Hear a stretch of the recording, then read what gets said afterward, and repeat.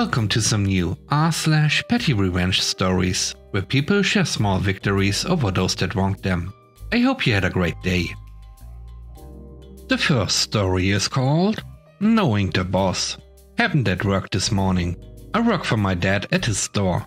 I work the front counter and interact with most people/customers. Also, I look a lot more like my mom.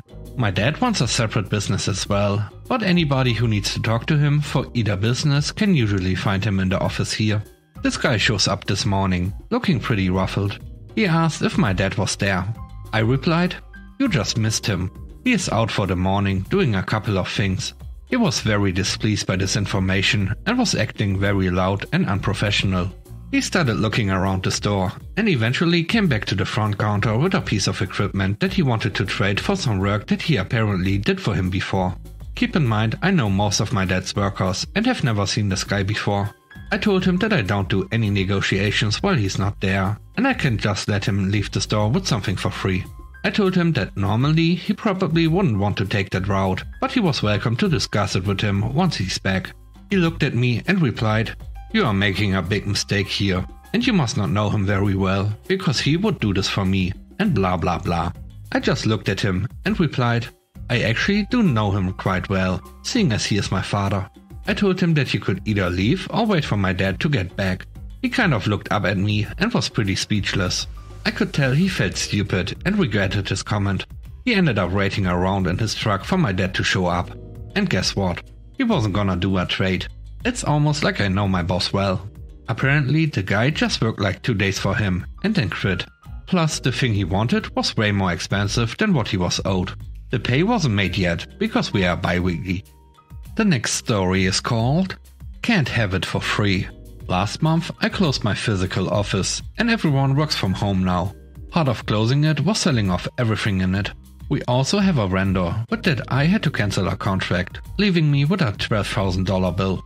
The vendor has an office down the hall and I shared it up with one of their sales managers, the vendor guy, and he expressed that they are planning to expand and might want our space. While the space is a deal with the building, maybe we can trade the furniture for the bill. It's custom for the space and was a lot more expensive than the bill. He seemed pretty excited about the idea. When we got a couple of weeks away, I got the impression that he was clearly dragging his feet on buying the furniture.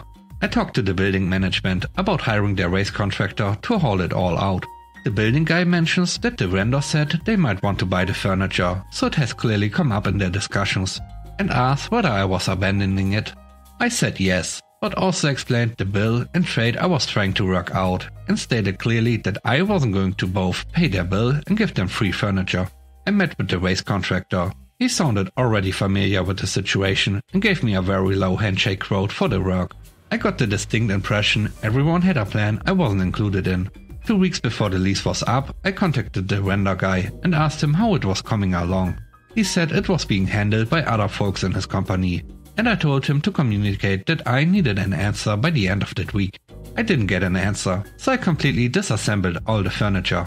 It took me maybe 5 days, a giant reverse IKEA for a whole office full of custom furniture, and piled it all up in the center of the office. The day before the lease was up, I turned in the keys and paid the race contractor's invoice. A full week later, I get a very polite email from the building guy, asking whether I had the screws and parts to put it back together. No, I explained. I brought them all home, along with the connecting plates and smaller metal parts, and threw them away there. And I reminded him that I said if the vendor guy didn't buy it, I had no intention of giving him anything for free.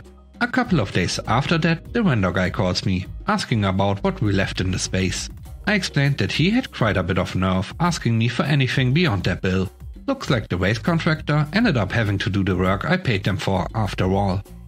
The third story is called Stove Replacement. In October 2014, I moved into a basement room, shared with a lady from Oman. The landlord and his wife lived upstairs, but shared nothing with us. I am short, 5'6", and have short arms and a beer belly, so reaching the back burners safely isn't always easy for me. The large front burner was broken the day I moved in, and I asked the landlord to fix it. I then went and bought some groceries. While I was out, he went in and fixed it. Later, I learned that he simply used 14 gauge wire to move the power from the back right to the front right burner. Fast forward to 2016. The fixed burner starts to spark. In early February, I asked him to go buy a new stove, as the one he has is not safe. I go online, find half a dozen local companies that have new or refurb stoves for under $500. He refuses and again just fixes it with 14 gauge wire.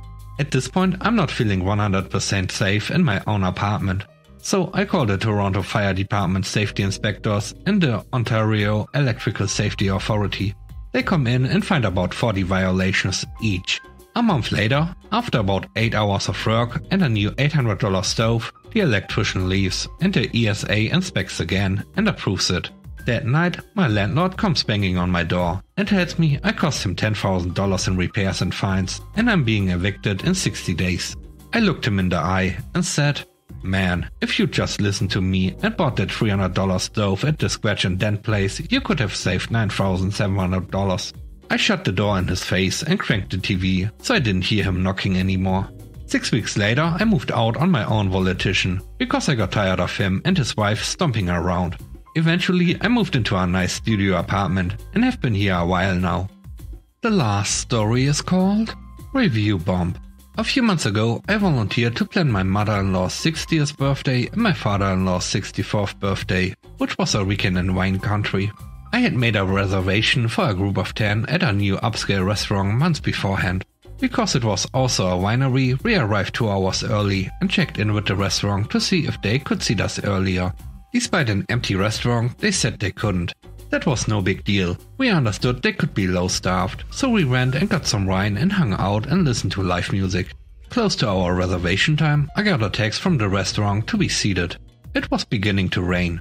We walked over to the hostess. She informed us that because it was raining and because our table was outdoors, that they would not be able to seat us tonight. As calmly as I could, I explained to them that I have had a reservation for months. I've been here for 2 hours, and I was not told that my reservation was for an outdoor table or subject to rain. There was no indoor/outdoor option. I explained to them that it was for our 60th and 64th birthday party. I asked if they could split us up between tables, and they just kept saying that there was nothing they could do, and that it wasn't their fault because they can control the weather. I snapped a little and said sharply, "Well, what you could have done was not reserve a table for a large party that you could not guarantee." The manager just shrugged. We left, and because it was a Saturday at 6 PM, there was no way we were getting a seat at another restaurant. I had to go to the grocery store and cook a full meal for 10 people. I emailed the manager to ask them if there was anything they could compensate us because our experience was so terrible. I got no response after a week. So I made multiple Gmail accounts and left what was a fairly new restaurant 10 different 1-star reviews. In the reviews I said that you should never book this restaurant if you have a large party. How they did not try to find us a table at another restaurant. How they had 2 hours to fix their error. That they booked out a table they could not guarantee. That they didn't move a table undercover, which there was plenty. Provide any compensation or otherwise make any attempt to fix their error. They ended up with a 2-star drop in their Google rating because of my reviews. I left 1 review for every person that did not get a seat. Several days after I had posted, they reached out, offering to compensate a meal for my in-laws if our group took the reviews down, which I refused. Thanks for watching the video. I hope you enjoyed it. If you did, please consider subscribing to the channel for more content. Let me know what you think about the stories in the comment section below. Have a great day. Bye bye.